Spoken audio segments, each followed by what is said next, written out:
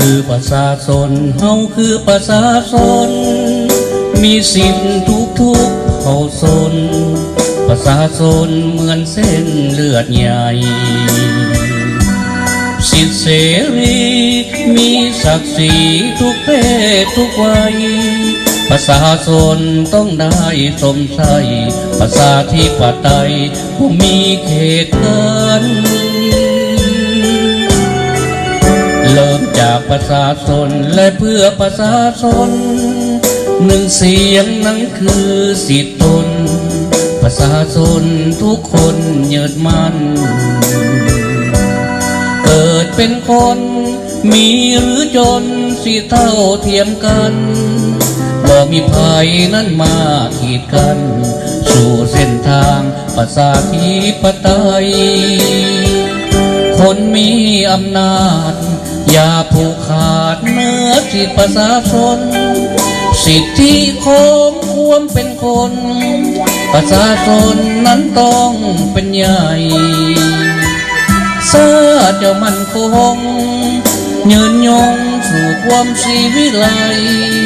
ต้องมีประชาธิปไตยทุกคนเลือกได้อยู่อย่างเสรีเฮาคือประชาชนเฮาคือประชาชน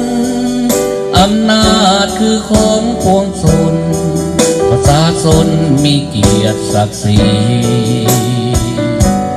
เกิดชาติเดียวตายครั้งเดียวต้องสร้างความดี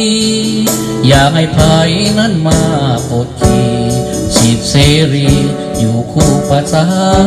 ชน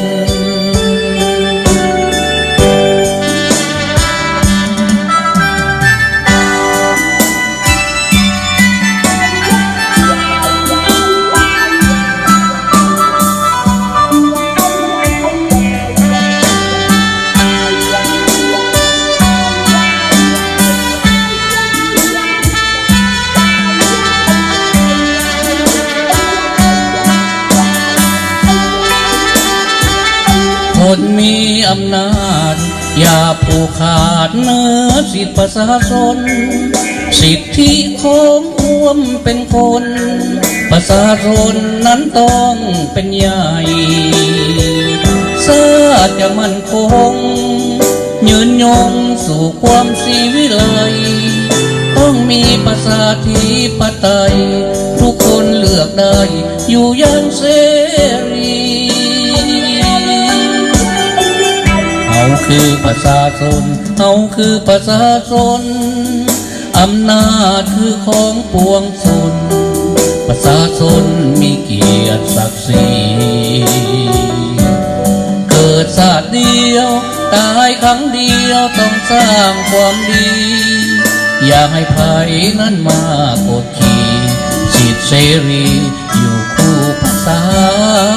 ชน